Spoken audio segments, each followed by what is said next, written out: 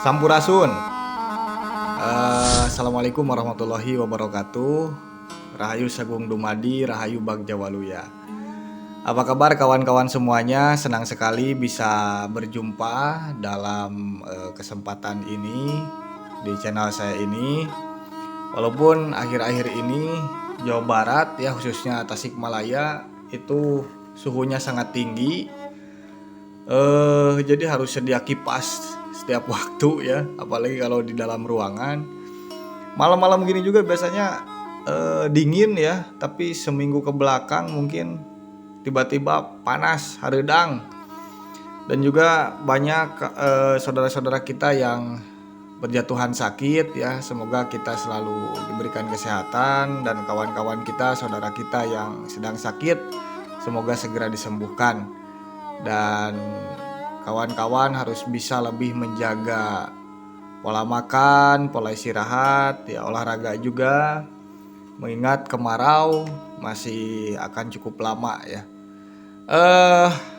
Di video kali ini saya ingin sedikit berbagi mengenai pewayangan Sunda, yang mana ini adalah dunia yang sudah lama saya geluti, karena sebetulnya pewayanganlah yang melahirkan saya ke jagat kesenian. Saya ingin berbicara tentang sebuah aspek yang paling dasar dalam pewayangan Sunda, apalagi kalau bukan lalakon ya. Karena lalakon ini adalah adalah unsur yang utama dalam cerita pewayangan.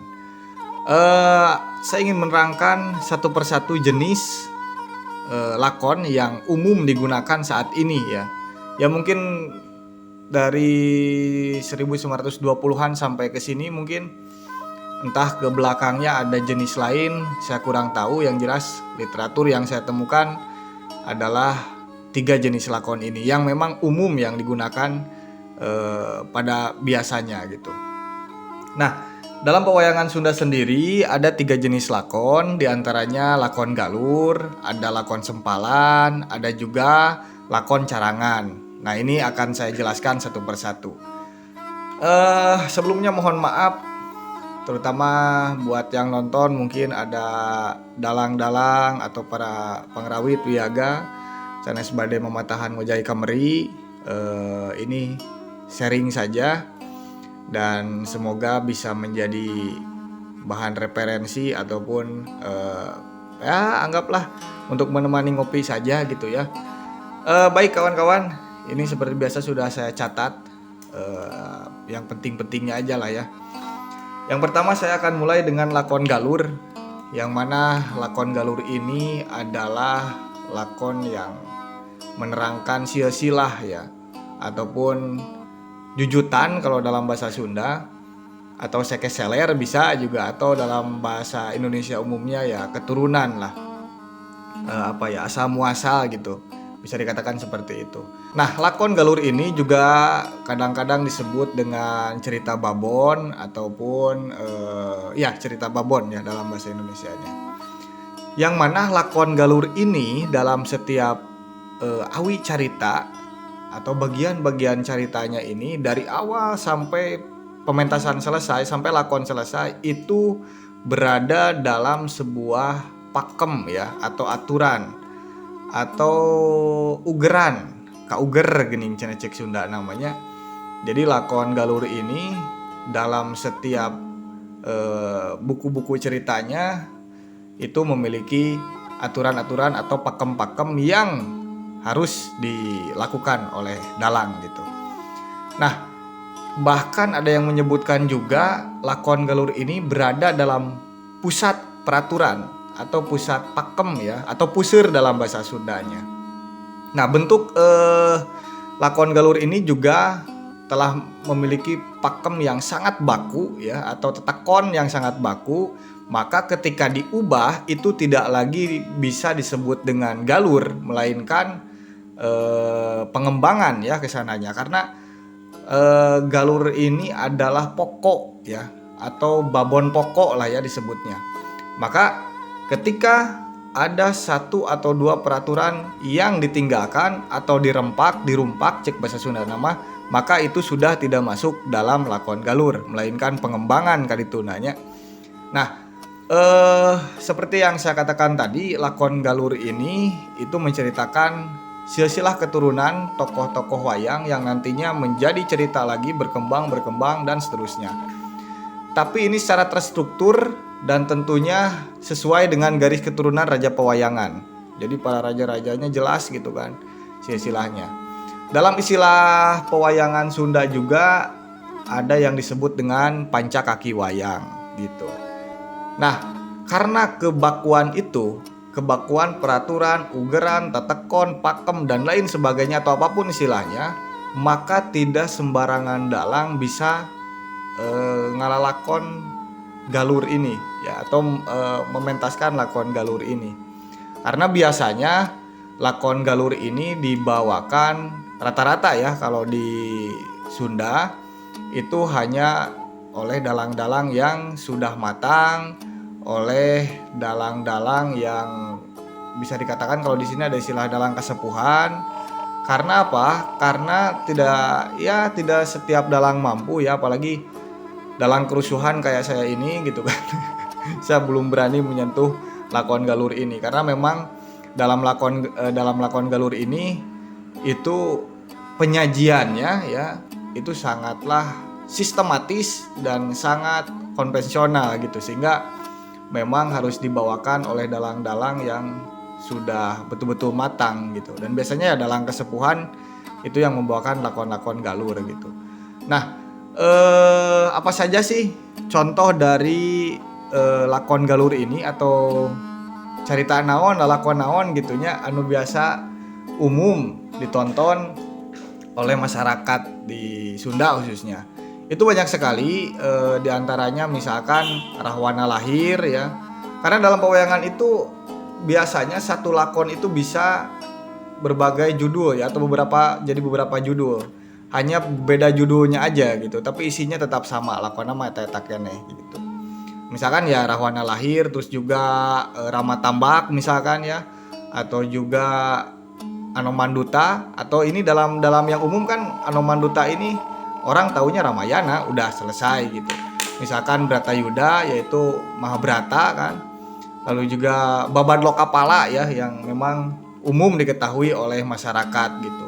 Banyak itu, ada Pandu Lahir, ada Pandu Rarabi selanjutnya kan. Terus juga ada Kresna Duta, ada Sayembara Drupadi. Wah, banyak sekali. Lalu juga Arjuna Sastrabahu, Somantri Ngenger gitu. Nah, itu lakon-lakon yang memang ketika didengar oleh dalang-dalang muda misalkan, wah eta mah carita nu kacida hesena gitu. Lalu juga ada Sokasrana Lena misalkan. Nah itu kawan-kawan, jadi lakon galur itu adalah lakon yang memang kauger ya, atau terkungkung atau apa ya, ada dalam pusat peraturan ya, ataupun pusat tetekon atau pakem gitu. Nah baik, selanjutnya itu adalah lakon sempalan. Nah kalau lakon sempalan ini ya bisa dikatakan satu tingkat lebih ringan mungkin ya dari lakon galur, karena memang lakon sempal ini secara kata sempalan ini ya berasal dari kata sempal atau memotong ya, atau dipotong artinya kalau dalam bahasa Sunda, ataupun bisa juga dikatakan dicokot teh sawareh atau diambil lah sebagian gitu kan.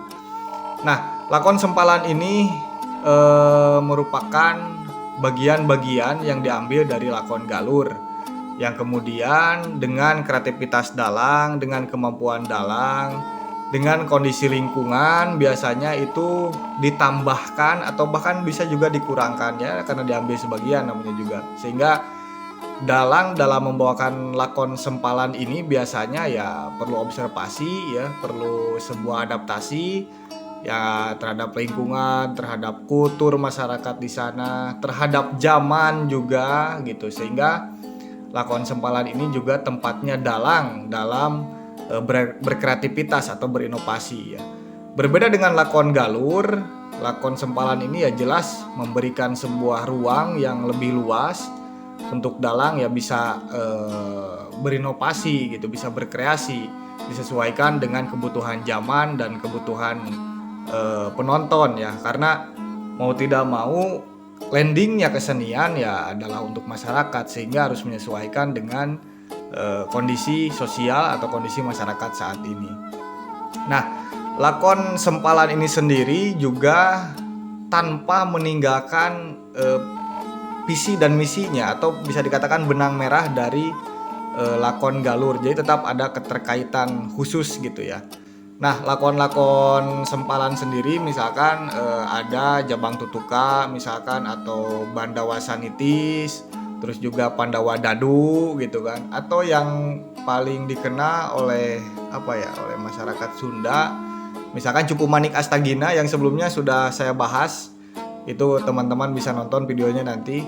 Lalu juga Babad Alas Amer itu masuknya dalam lakon sempalan yang umum digunakan ya. Nah, selanjutnya itu ada lakon carangan. Ya, carang itu kalau dalam bahasa Indonesia renggang, kalau dalam bahasa Sunda kata lain itu sinonimnya carang itu ya anggang ya.